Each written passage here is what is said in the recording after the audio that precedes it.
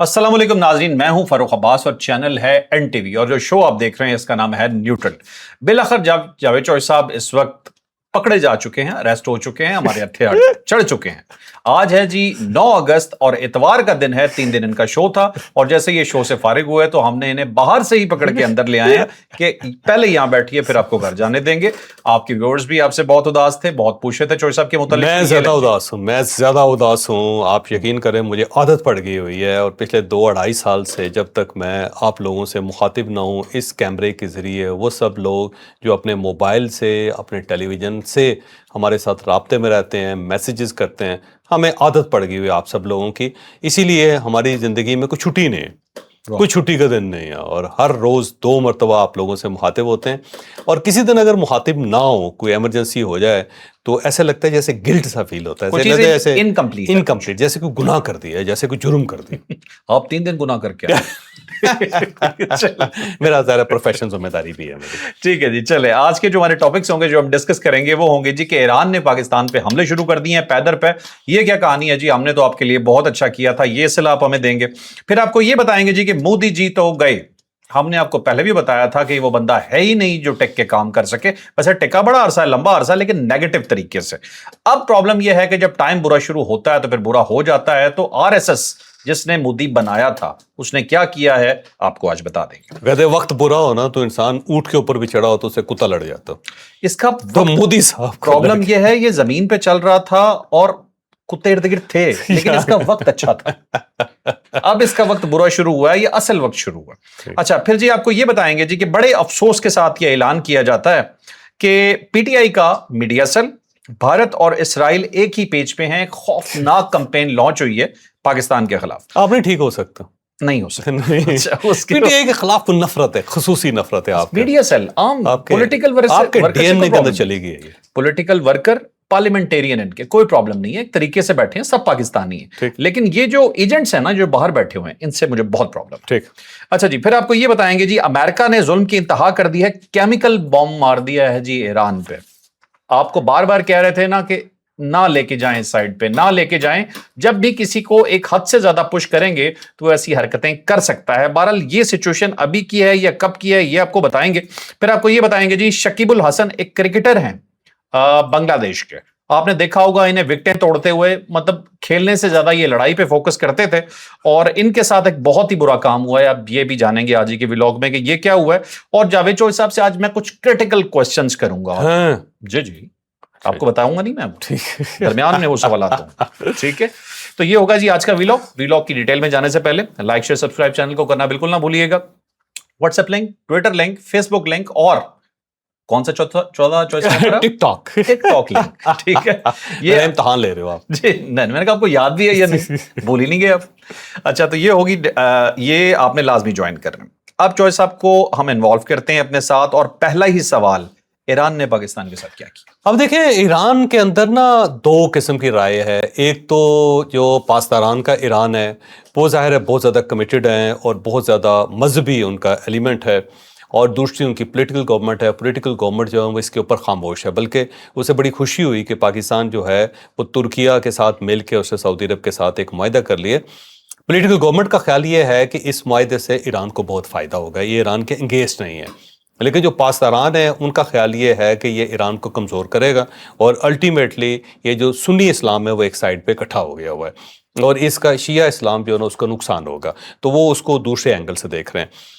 अब जो ताने दिए गए हैं, 2 ताने हैं जिनका जिक्र करते हैं। एक तो बेसिकली उनकी नेशनल पार्लियामेंट्री सिक्योरिटी कमेटी है और उसके मोहम्मद नियान साहब हैं, महमूद नियान साहब, और उन्होंने ये कहा है कि तुर्की और पाकिस्तान जो है ना ये दोनों अमेरिका के हवारी हैं और ये जो हैं हवारी, क्योंकि ज़ाहिर है हम लोगों ने अमरीकी फ़ौजी अड्डों के ऊपर हमला किया है और वो सऊदी अरब के अंदर भी हैं, तो ये हवारी जो हैं उनकी सऊदी अरब की ज़मानत नहीं दे सकते, ना ही ज़मानत पे पूरे आ सकते हैं, क्योंकि हमने तो यहाँ से ही सऊदी अरब के ऊपर अटैक किया या हमने अटैक नहीं किया या हम अटैक करेंगे तो वो नुकसान हो जाएगा। वो कहते हैं अमेरिका हिफाजत नहीं कर सका, तो ये अमेरिका, वो कहते हैं अमेरिका ज़ाहिर है अमेरिका कड्डे हैं, अमेरिका अपनी हिफाजत नहीं कर सका सऊदी अरब की, तो ये जो हवारी हैं यानी तुर्की और पाकिस्तान ये क्या करेंगे। अब यहाँ पे ना दूसरा बयान तो मैं आगे चल के पढ़ूंगा या बताऊंगा, यहाँ पे एक बड़ा ट्विस्ट है। वो ट्विस्ट ये है کہ جو ایران نے، بلکہ بڑی دلچسپ بات یہ ہے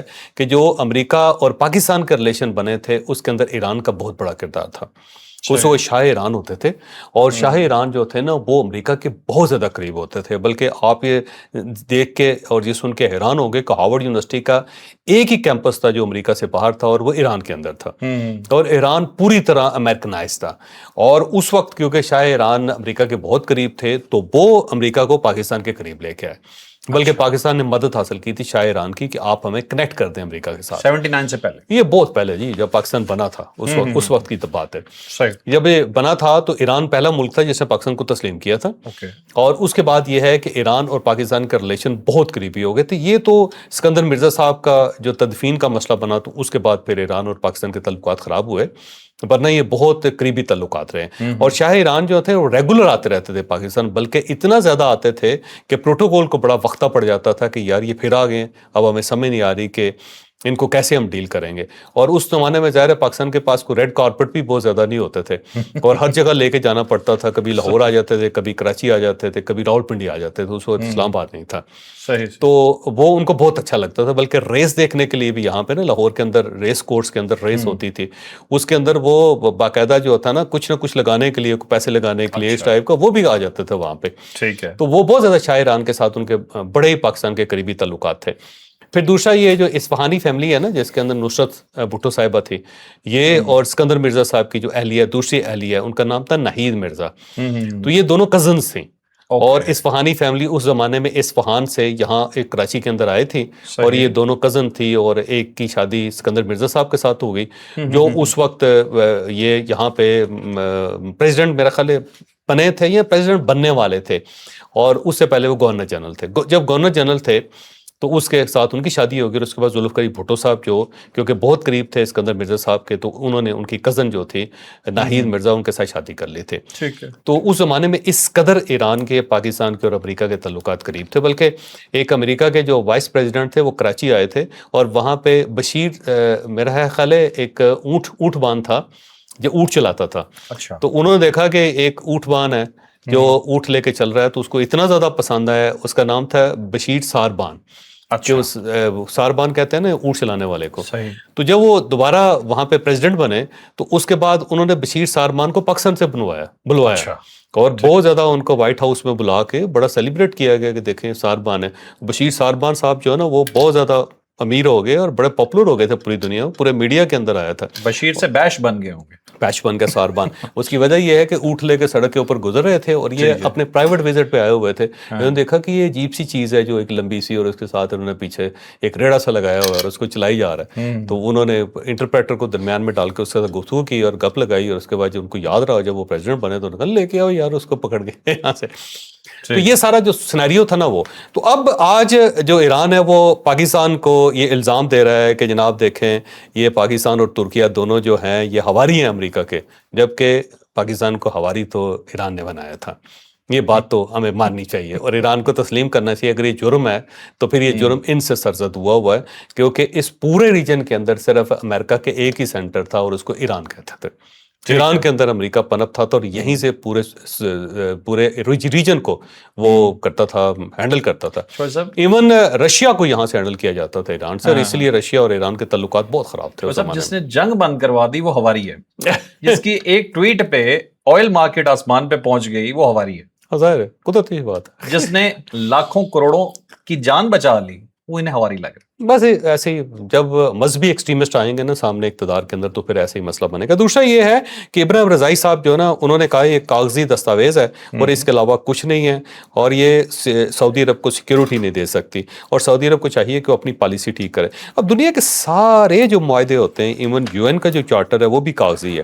کوئی چیز بھی لوہے کے اوپر نہیں لکھی ہوتی اور نہ اس کے اوپر جو ٹھڈے مار کے سائن کیے جاتے ہیں. یہ کاغذ ہی ہوتا ہے سارا، کاغذ کا یہ معاہدہ ہوتا ہے. صاحب جو 14 نکاتی ایجنڈا سائن ہوا جو جیسے اسلام آباد MOU جو ہے جو ایران کے لیے کاغذ ہی تھا، وہ کاغذ پہ تھا، کاغذ پہ تھا. ہر چیز کاغذ پہ ہوتی ہے. ایون مذہبی کتابیں بھی کاغذ کے اوپر جو نا چھپتی ہیں، معاہدے بھی کاغذ کے اوپر کیے جاتے ہیں، اور آئین جو بنتے ہیں دنیا کے وہ بھی کاغذ کے اوپر ہوتے ہیں. کاغذ بڑا امپورٹنٹ ہے، مطلب جس پہ سگنیچر ایران کر دے وہ کاغذ بھاری ہے، باقی کاغذ ہلکا. اور اللہ تعالیٰ نے قلم کی قسم کھائی ہے اسی لیے قلم سے لکھی ہوئی چیز بڑی امپورٹنٹ ہوتی ہے سارے.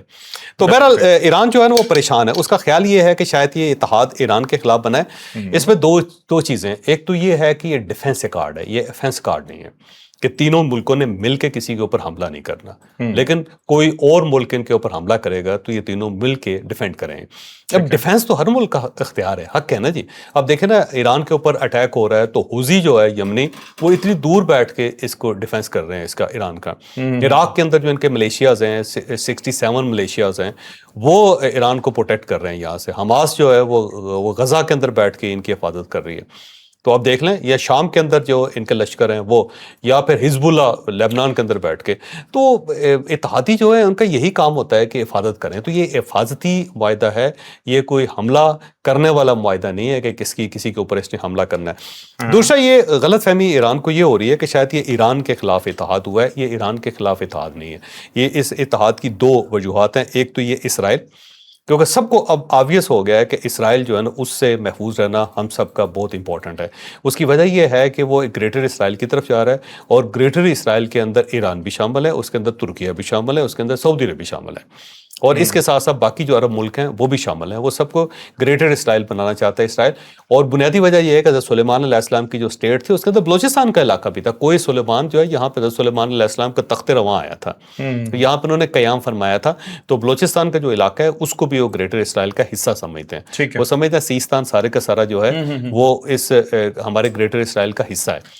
تو اب جو مسلم ورلڈ ہے اس کو اندازہ ہو گیا ہے کہ آنے والے دنوں میں ہم نے سب سے بڑا خطرہ جو ہے وہ اسرائیل سے. تو اسرائیل کے خلاف یہ اتحاد بن رہا ہے, اور اس کے اندر اب باقی ملک بھی آئیں گے. اس کے اندر ایجپٹ بھی آئے گا اور اس کے اندر قطر بھی آئے گا. یہ دونوں اس لیے نہیں آئے, کمٹمنٹ انہوں نے کی ہوئی تھی, لیکن اس لیے نہیں آئے کہ ان کی آپس میں لڑائی ہے. اور یہ لڑائی 2013 سے سٹارٹ ہوئی تھی جب مرسی آیا تھا.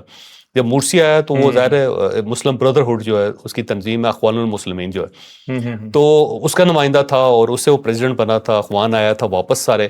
تو اس کے بعد قطر نے اخوان کو لفٹ کرانی شروع کر دی تھی, بلکہ قطر نے کو $7.5 بلین ان کو قرضہ بھی دیا تھا مرسی صاحب کو. اس کے بعد جب وہاں پہ السیسی صاحب نے ان کے خلاف بغاوت کی اور اس کے بعد سارے اخوان کو گرفتار کر لیا, مرسی کو گرفتار کر کے ان کو سزا دے دی, تو اس وقت یہ جو لوگ بھاگ کے یہاں سے گئے تو قطر گئے, اور قطر کے اندر پھر ان کو پناہ دے دی گئی. اب ان کے وہاں پہ دفتر ہیں, تو اس لیے مصر اور ان کے درمیان تعلقات خراب تھے. 2017 تک تو ان کے سفارتی تعلقات بھی نہیں تھے. 2021 میں جا کے ان کے سفارتی تعلقات بنے. تو اس لیے یہ دونوں جو ہے نا اس کا حصہ نہیں بنے, لیکن آنے والے دنوں میں پاکستان بہت سفارتکاری کر رہا ہے اور یہ دونوں بھی اس کا حصہ بنیں گے. پہلی بات تو یہ ہے کہ پاکستان نے جو کمال کیا ترکیہ اور ایران کو, ترکیہ اور سعودی عرب کو اکٹھا کرنے کا. ان دونوں کے درمیان 100 سال سے مسلسل لڑائی تھی. وہ اس طرح تھا کہ 500 سال یہاں پہ آٹمن امپائر رہی, اور آٹمن امپائر نے اس کے دور میں 1919 میں ان لوگوں نے بغاوت کر کے اور پھر آٹمن امپائر سے لڑ کے انہوں نے آزادی حاصل کی تھی سعودیز نے, بلکہ سب نے, عراقی بھی اس کے اندر شامل تھے, جارڈن بھی بنا تھا اس زمانے میں, لیبیا بھی اس زمانے میں آزاد ہوا تھا, اور سیریا نے بھی اس زمانے میں آزادی حاصل کی تھی 1919 میں, کیونکہ سب آٹمن امپائر کا حصہ تھے. اور اس کے بعد یہ کبھی بھی جو ترکیہ ہے اس کو پسند نہیں کرتے تھے سعودیز, اور بلکہ بہت زیادہ اختلافات تھے ان کے درمیان, تو رابطہ بھی نہیں تھا کوئی کسی قسم کا. اور یہ پاکستان تھا جس نے 2019 سے پھر یہ رابطہ کریٹ کرنا شروع کیا تھا, اور یہ دونوں کو ایک ٹیبل پہ لے گیا. یہ پاکستان کا کمال ہے. اب پاکستان مصر اور قطر کو اس کا حصہ بنانا چاہتا ہے, اور اس کے بعد پھر بہت زیادہ ملک ہیں جو اس کا حصہ بنیں گے. تو یہ اسلامک نیٹو بن رہا ہے, اور اس کا مقصد جو ہے نا اسرائیل کے خطرے سے نپٹنا ہے. اور دوسرا یہ جو دہشت گردی ہے پورے مسلم ورلڈ کے اندر, جو مسلم ورلڈ کو بہت زیادہ پریشان کیا ہوا ہے, جس نے بریڈ کیا ہوا ہے, اس کو بلیڈنگ ہو رہی ہے, اس کے ساتھ مقابلہ کرنے کے لیے یہ داعش کے خلاف ہے, یہ ٹی ٹی پی کے خلاف ہے, یہ ٹی ٹی اے کے خلاف ہے, اور اس کے ساتھ ساتھ یہ بی ایل اے کے خلاف ہے. تو جہاں جہاں دہشت گردی مسلم ورلڈ کے اندر ہو رہی ہے یہ اس کو کاؤنٹر کرے گا.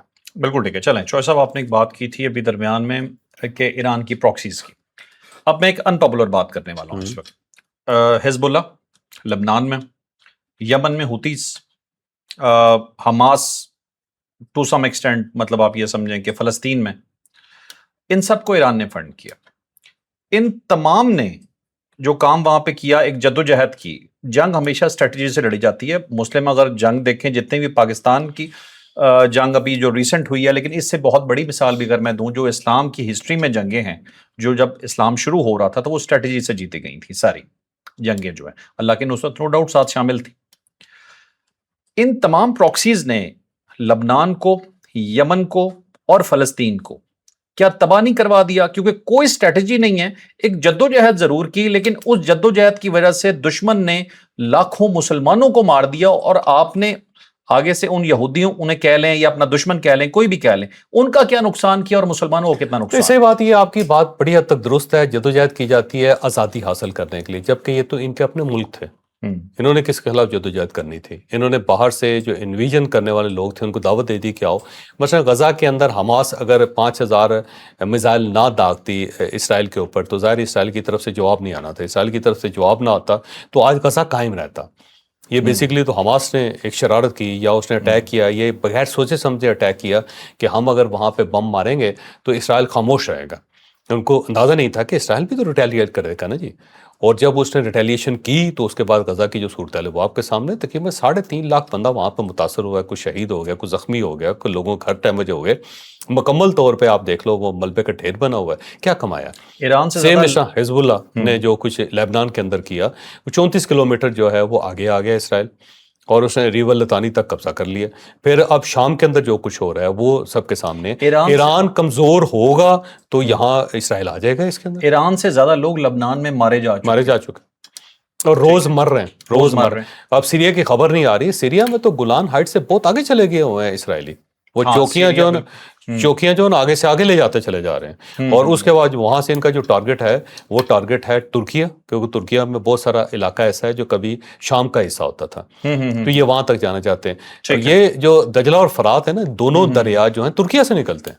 اور دجلہ اور فرات جو ہے نا اس کے درمیان جو میسوپوٹیمیا تھا اس کو بھی یہ لوگ اپنی سلطنت سمجھتے ہیں. وہ کہتے ہیں سلیمان علیہ السلام کی وہ بھی سلطنت تھی, تو اس کو بھی گریٹر اسرائیل کا حصہ سمجھتے ہیں. تو وہ سارا علاقہ جو ہے نا جو ارض شام کہتے ہیں وہ سارے کے اوپر قبضہ کرنا چاہتے ہیں.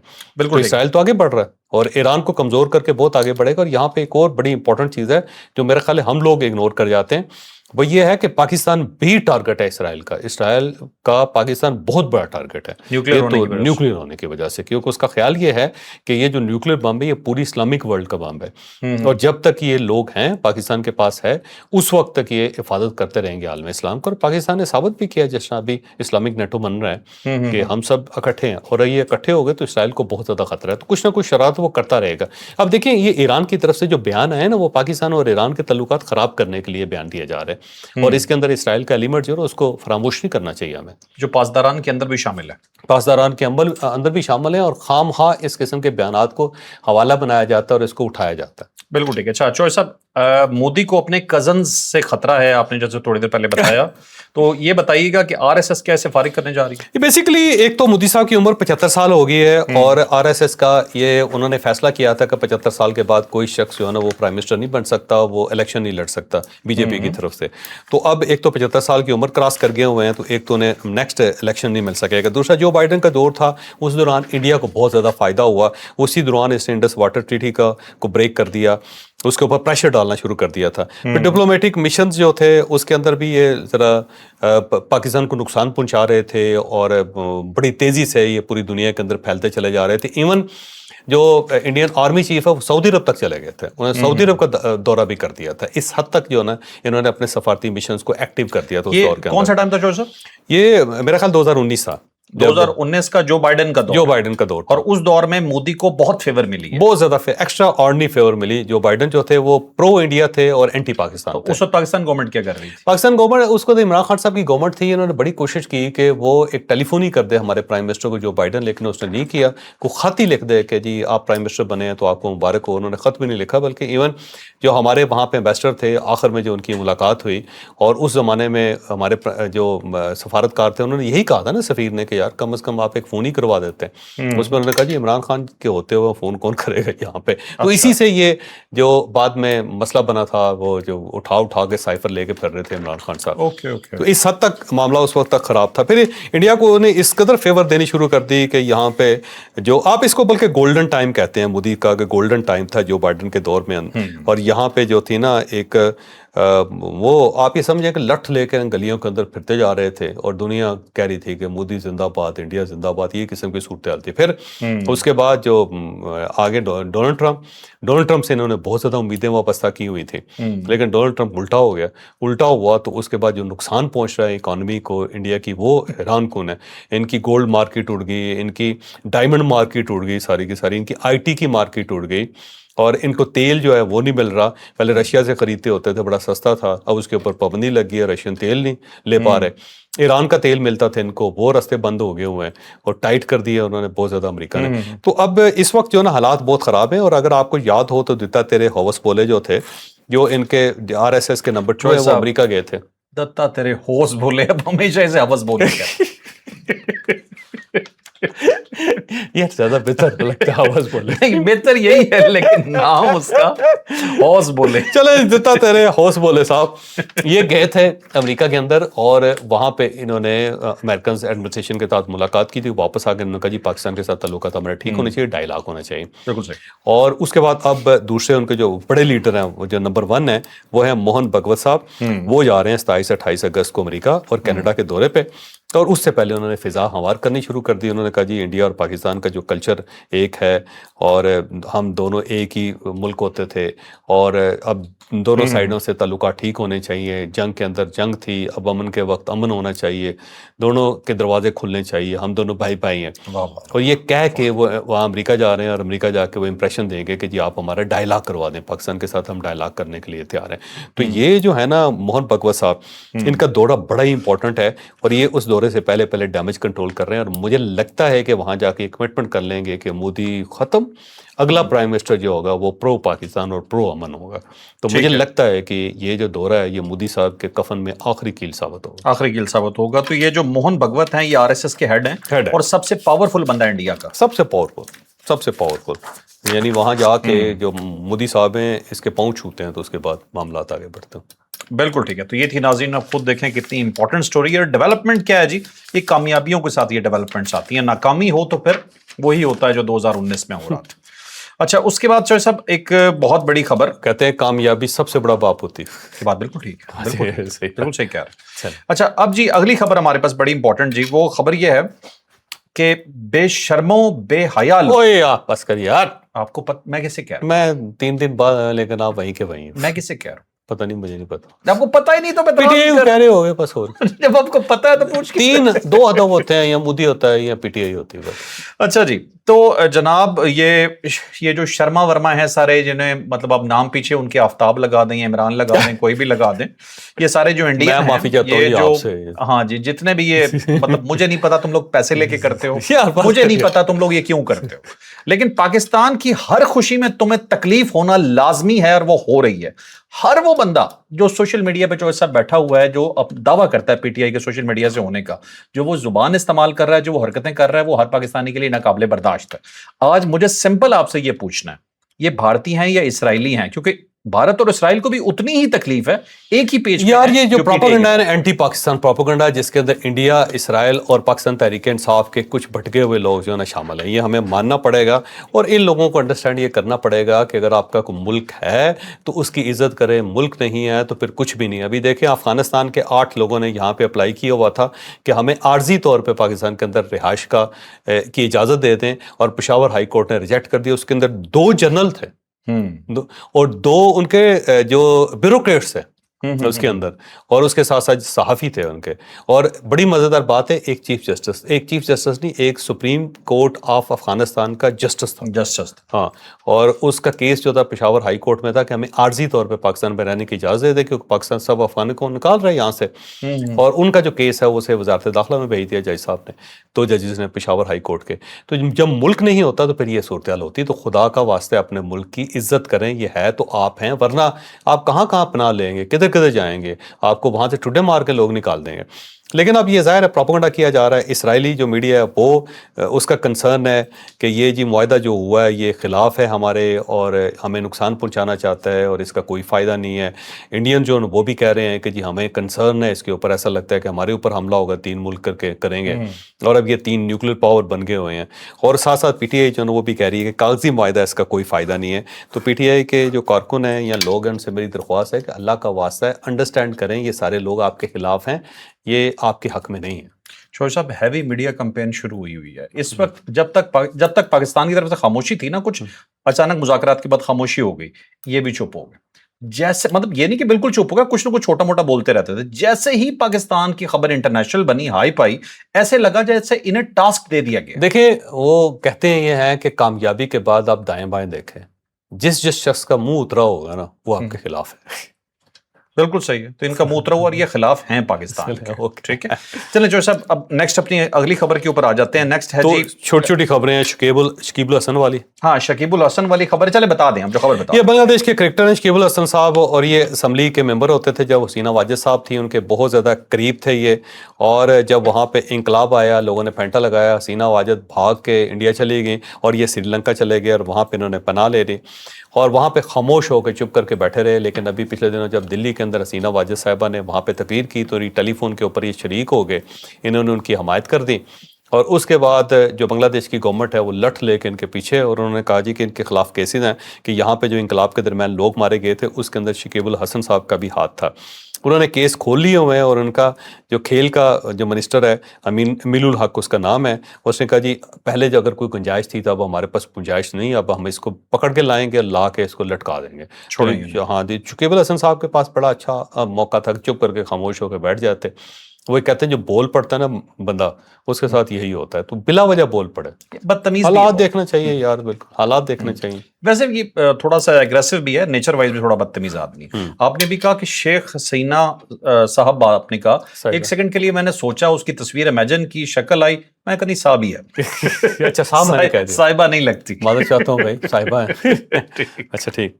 امریکہ نے ایران میں کیمیکل بم مار دیا. یہ بیسیکلی جو ایران کی ایک تحقیقاتی ایک رپورٹ ہے, اس کے مطابق لامرد کا علاقہ ہے ایک, یہ بیسیکلی فارس ایک صوبہ ہے ان کا جس کا کیپٹل شیراز ہے. تو یہ کیش ایک جزیرہ ہے, اس کے قریب یہ علاقہ ہے. تو جب یہ جنگ سٹارٹ ہوئی تھی تو جب بم پھینکے گئے ان کے اوپر, وہاں ان نے تحقیقات کی, انہوں نے کہا جی ان بموں کے اندر فاسفورس تھی اور اس وجہ سے وہاں پہ تابکاری پھیلی ہوئی ہے. اب لوگوں کو جو زخم ہے وہ ریکور نہیں ہو رہے, کیونکہ فاسفورس جو ہوتی ہے آگ لگا دیتی ہے اسکن کے اوپر, اور اس کے جو زخم ہوتے ہیں ڈیپ ہوتے ہیں, ان کو ٹھیک نہیں کیا جا سکتا, جلدی ٹھیک نہیں, پوری زندگی نشان رہتا ہے اس کا. اچھا, اس کا یہ افیکٹ یہ ہے, اور اس کا جلن بہت زیادہ ہوتی ہے کیونکہ فاسفورس جلانے والی ہے, اور جب اس کے ساتھ آکسیجن لگتی ہے تو اس کو آگ لگ جاتی ہے. یہ بڑی خوفناک قسم کی دھات ہے, یہ کیمیکل ہے یہ. تو بہرحال انہوں نے کہا جی یہ تحقیقات کر کے ہم نا انٹرنیشنل فورم پہ پیش کریں گے, اور اس کے بعد امریکہ اور اسرائیل کو اکاؤنٹیبل کریں گے کہ انہوں نے فاسفورس والے بم پھینکے, جو ظاہر ہے انلیگل ہے, پوری دنیا کے اندر اس کو الاؤ نہیں کیا جاتا. اس حملے میں 21 طالب علم جو تھے وہ شہید ہو گئے تھے, کیونکہ اسپورٹس کمپلیکس کے اوپر بھی حملہ ہوا تھا. وہاں پہ اسپورٹ کمپلیکس کے اندر اس وقت اسٹوڈنٹ بھی تھے. 21 لوگ شہید ہوئے ہیں, بہت زیادہ طالب علم زخمی ہیں, اور ان کے زخم جو ہے نا بہت زیادہ خوفناک ہیں. اب دیکھتے ہیں کیا نتیجہ نکلتا ہے اس کا. بالکل ٹھیک ہے. چوہر صاحب ویلاگ ہمارا ختم ہو گیا, بس آخری کچھ چیزیں مجھے آپ سے پوچھنی, کچھ سوالات کرنے تھے لیکن مجھے نہیں لگتا اگلے ویلاگ میں کر لیتے ہیں. اب مجھے یہ بتائیے, آپ کا یہ بھی فرسٹ ویک کا سما میں آپ کا پہلا پروگرام 1 پہ آیا, دوسرا پروگرام آپ کا نمبر 2 آ گیا پورے پاکستان میں, مطلب اپنے سلاٹ میں آپ میڈیا انڈسٹری میں 1 اور 2 پہ, پہلا پروگرام 1, دوسرا پروگرام 2, آپ نے کیا کیا؟ کچھ بھی نہیں کیا, بس اللہ تعالیٰ کا رحم اور کرم ہوتا ہے, اللہ تعالیٰ کا فضل ہوتا ہے, جس کے اوپر ہو جائے. نیا پروگرام لانچ ہوا ہے نا, بالکل نیا لانچ, کوئی ریزن نہیں ہوتی, اللہ تعالیٰ کو شاید ترس آ گیا. چوہر صاحب ایک چیز ویسے ڈسکس کرتا ہوں کہ عموماً میڈیا سے تعلق ہے آپ کا بھی, میرا بھی, آپ نے اتنا عرصہ کام کیا ہے, میں نے بھی کچھ 2-4 دن گزارے ہیں, ٹھیک ہے. میں یہ دیکھتا ہوں کہ جو نیا شو لانچ ہوتا ہے اسے جگہ بنانے میں ٹائم لگتی ہے, ٹھیک ہے. آپ نے ایسا کیا کیا ہے کہ آپ کا پہلا شو اور دوسرا شو, اللہ تعالیٰ کا خاص کرم ہے, آپ یقین کرو میں نے کچھ بھی نہیں کیا. نئے آنے والوں کو بتا دیں, تھوڑا مدد ہو جائے گی ان کی. چلے اگلے ویلاگ کے اندر کر. تو یہ تھا آج کا ویلاگ, یقیناً آپ کے لیے انفارمیٹیو رہا ہوگا. لائک شیئر سبسکرائب, اجازت دیجیے, اللہ حافظ. پاکستان زندہ باد.